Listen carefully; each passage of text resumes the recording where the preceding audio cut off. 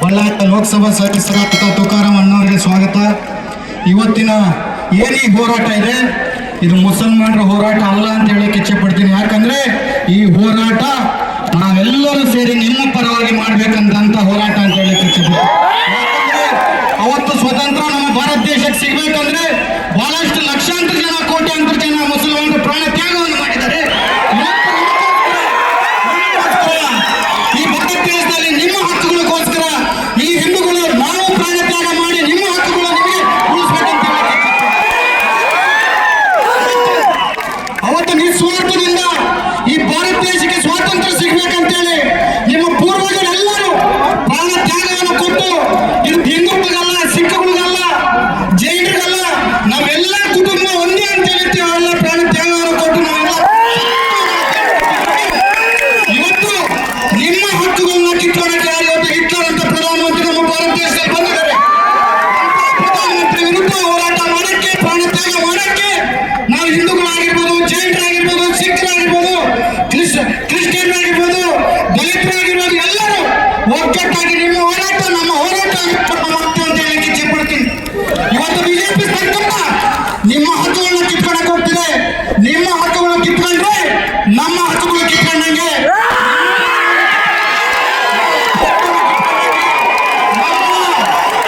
ನಾನು ಇವತ್ತಿನ ವೇದಿಕೆ ಮೂಲಕ ಹೇಳಕ್ಕೆ ಇಚ್ಛೆ ಪಡ್ತೀನಿ.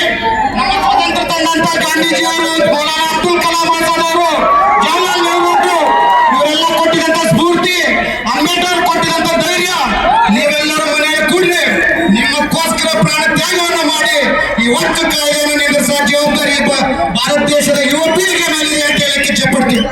ಯಾಕಿಲ್ಲ ಇವತ್ತು ಬಿಜೆಪಿ ಯಾಕೆ ಮಾಡ್ತಿದ್ದಾರೆ ಈ ಕೆಲಸ ಅಂತಂದ್ರೆ, ಇವತ್ತು ಬಂಗಾರ 1 ತೊಲೆ 1 ಲಕ್ಷ ರೂಪಾಯಿ ಆಗಿದೆ, ಪೆಟ್ರೋಲ್ 100 ರೂಪಾಯಿ ಆಗಿದೆ, ಡಾಲರ್ 85 ರೂಪಾಯಿ ಆಗಿದೆ.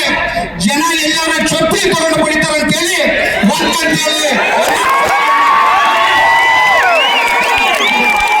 ಈ ಭಾರತ ದೇಶದಲ್ಲಿ ಇವತ್ತಿನ ಯುವಕರು ಅಷ್ಟು ಮುಟ್ಟಿರಲ್ಲ. ನೀವೇನೇನು ಮಾಡ್ತಿದ್ದೀರೋ, ನೀವೇನೇನು ಕುತಂತ್ರವನ್ನು ಮಾಡ್ತಿದ್ದೀರೋ, ನೀವೇನೇನು ಯಾತರ ನಮ್ಮನ್ನೆಲ್ಲ ಗಾಂಧೀಜಿಯವರನ್ನು ಮಾತಾಡ್ತಿದ್ರು. ರಾಜಕಾರಣದಲ್ಲಿ ಇವತ್ತು ಧರ್ಮವನ್ನು ತರಬಾರ್ದು, ಮತವನ್ನು ತರಬಾರ್ದು ಅಂತೇಳಿ ಇವತ್ತು ನೀವು ಧರ್ಮ, ಮತ, ಜಾತಿಯನ್ನು ತಂದು ನಮ್ಮನ್ನು ಹೊಡಿಬೇಕಂತ ನೋಡ್ತಿದ್ದೀರಲ್ಲ. ನಿಮ್ಮನ್ನು ಅಧಿಕಾರ ನಿಲ್ಲಿಸಿ ಹೊರತು ನಾವನ್ನ ತಮ್ಮಲ್ಲಿ ಯಾವತ್ತು ಇವತ್ತು ನಾನು ಮಾತಾಡಕ್ಕೆ ಇಚ್ಛೆ ಪಡ್ತೀನಿ. ಇಷ್ಟೆಲ್ಲ ಬಿಜೆಪಿಯವರು ಹೇಳ್ತಾರೆ ಹಿಂದೂ ಮುಸಲ್ಮಾನ್ SC ST ಈ ತರ ಮಾಡಬೇಕು, ಅವ್ರು ಈ ತರ ದೂರ ಇಡಬೇಕಂತೇಳಿ. ಯಾಕೆ ದೂರ ಇಡಬೇಕು? ಇವರೆಲ್ಲ ನಮಗೋಸ್ಕರ ಪ್ರಾಣ ತ್ಯಾಗ ಮಾಡಿದ್ದಾರೆ. ಇವತ್ತು ಭಾರತ ದೇಶದಲ್ಲಿ ನಮ್ದಂತೂ ಮನೆ ಮಾಡ್ಕೊಂಡು ಇವತ್ತು ಸುಖ ಶಾಂತಿ ನಿಲ್ತಿದೀವಿ ಅಂತಂದ್ರೆ ಎಲ್ಲ ನಮ್ಮ ಪೂರ್ವಜರು ಪ್ರಾಣ ತ್ಯಾಗ ಮಾಡೋದಕ್ಕೋಸ್ಕರ ನಾವು ಇವತ್ತು ಇಲ್ಲಿದ್ದೀವಿ. ಈ ಭಾರತ ದೇಶ ನಮ್ಮೆಲ್ಲರಿಗೂ ಸಲ್ಲಿದೆ ಅಂತ ಹೇಳಕ್ಕೆ ಇಚ್ಛೆ ಪಡ್ತೀವಿ. ಇದು ನಿಮ್ಮ ಆಸ್ತಿ, ಒತ್ತು ನಿಮ್ಮ ಆಸ್ತಿ, ನಿಮ್ಮ ಪೂರ್ವಜರು ಕೊಟ್ಟ ಆಸ್ತಿ. ಇದರಿಂದ ನಿಮ್ಮ ಆಸ್ತಿನ ನಿಮ್ಮ ಕಡೆಯಿಂದ ಕಿತ್ಕೋಬೇಕಂದ್ರೆ ನಮ್ಮ ಪ್ರಾಣವನ್ನು ತೆಗೆದು ಅವ್ರು ಕಿತ್ಕೋಬೇಕು ಹೊರತು ನಾನು ಬಹಳಷ್ಟು ಮಾತಾಡಕ್ ಹೋಗಲ್ಲ. ಬಿಜೆಪಿ ಅವ್ರಿಗೋಸ್ಕರ ಒಂದು ಸಣ್ಣ ಎರಡು ಪದ ಹೇಳಕ್ಕೆ ಇಚ್ಛೆ ಪಡ್ತೀನಿ. आपका नफरत करती है बताती है, आपका नफरत ये बताती है आपका प्यार का जरूरत है, आपका नफरत है बताती है आपको प्यार का जरूरत है. क्या अभी कुछ नहीं बोला? जीत के कर दिया आपका हमला, तो आपको हाथ मिलेगा, हमारा हाथ से जरूर मिलेगा हाथ.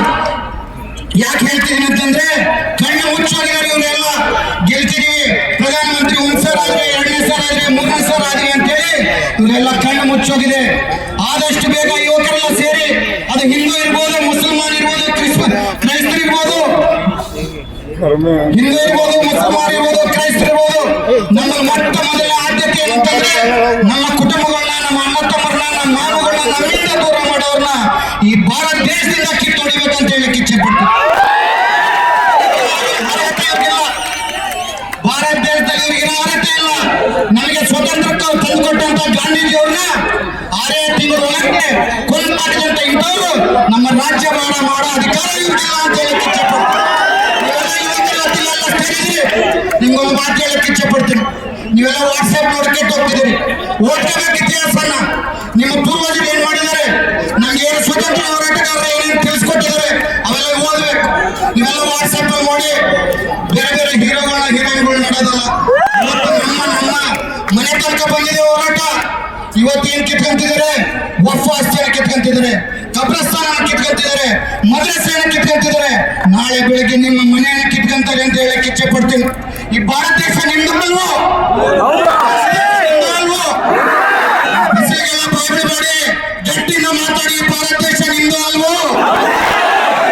ಈ ಭಾರತ ದೇಶ ನಿಮ್ದಂದಾಗ ಹೋರಾಟ ಕೂಡ ಈ ದೇಶ ನಮ್ದೇ ಅಂತ ನಿಮ್ಮ ಗಟ್ಟಿ ಧ್ವನಿಯಿಂದ ನಾವೆಲ್ಲರೂ ಕೂಡಿ, ಕಾಂಗ್ರೆಸ್ ಅವರೊಂದೇ ಅಲ್ಲ, ಈ ಬಳ್ಳಾರಿಯಲ್ಲೆಲ್ಲ ಒಂದೇ ಅಲ್ಲ, ಈ ಕರ್ನಾಟಕದಲ್ಲಿ ಇದ್ದಂತ ಹಿಂದೂ ಕ್ರೈಸ್ತರಾಗಿರ್ಬೋದು, ಜೈನರಾಗಿರ್ಬೋದು, ನಿಮ್ಮ ಬೆನ್ನಿಗೆ ನಾವು ನಿಂತಿದ್ದೀವಿ. ನಮ್ಮನ್ನ ಮುಟ್ಟಾದ ಮೇಲೆ ಈ ಮುಸಲ್ಮಾನ್ ಬಾಂಧವರನ್ನ ಮುಟ್ಟಬೇಕು ಹೊರತು ಸಾಧ್ಯನೇ ಇಲ್ಲ ಅಂತ ಇವತ್ತೇನು ನಿಮ್ಮ ಆಸ್ತಿಗಳು ತಗೊಂಡು ಹೋಗ್ಬೇಕಂತ ಬರ್ತಿದ್ದಾರೆ. ಇವೆಲ್ಲ ಬೂಟಾಟಿಕೆ, ಅವ್ರು ಮಾಡಿದ ತಪ್ಪುಗಳು. ಜನಗಳು ಪ್ರಶ್ನೆ ಕೇಳ್ತಾರೆ, ಬಂಗಾರ ಲಕ್ಷ ಯಾಕಾಯ್ತು, ಪೆಟ್ರೋಲ್ 100 ರೂಪಾಯಿ ಯಾಕಾಯ್ತು, ಡಾಲರ್ 80 ರೂಪಾಯಿ ಯಾಕಾಯ್ತು, ಟೋಲ್ಗೇಟ್ ಯಾಕೆ ಜಾಸ್ತಿ ಆಯ್ತು, ನಮಗೆ ಪ್ರತಿನಿತ್ಯ ದಿನ ವಸ್ತುಗಳು ಜಾಸ್ತಿ ಯಾಕಾಯ್ತು ಅಂತ ಕೇಳ್ತಾರೆ ಅಂತೇಳಿ ಇವತ್ತು CAA, NRC, ಹಿಜಾಬ್ ಮತ್ತೆ ಯುವಕ ಆಸ್ತಿ ತಗೊಂಡ್ ಬರ್ತಿದ್ದಾರೆ. ನಾವೆಲ್ಲ ಇದೆಲ್ಲ ತಿಳಿಸ್ಕೊಡ್ಬೇಕು ಯುವಕರಿಗೆ. ಗೊತ್ತಿರೋಲ್ಲ ಯಾಕೆ ಟಫ್ ಅಂದ್ರೆ, ಇಲ್ಲಿ ಬಹಳಷ್ಟು ಜನ ಬಂದಿರೋರಿಗೆ ಒಂದು 30% ಜನಕ್ಕೆ ಏನೋ ನಮಗೆ ತೊಂದರೆ ಆಗ್ತಿದ್ರೆ ಅಂತ ಬಂದಿದ್ದಾರೆ ಹೊರತು ವಫ್ ಬಗ್ಗೆ ಅಷ್ಟು ಕ್ಲಾರಿಟಿ ಆಗಿ ಗೊತ್ತಿಲ್ಲ. ತಾವೆಲ್ಲ ತಿಳ್ಕೋಬೇಕು, ತಾವು ಮದ್ರಸದಲ್ಲಿ ತಿಳಿಸ್ಬೇಕು. ಅದು ತಮ್ಮ ಜವಾಬ್ದಾರಿ.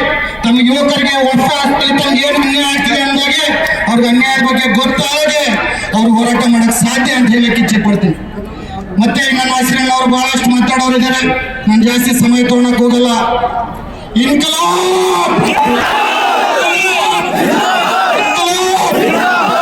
ಗಟ್ಟಿನೇ ಇಲ್ಲ.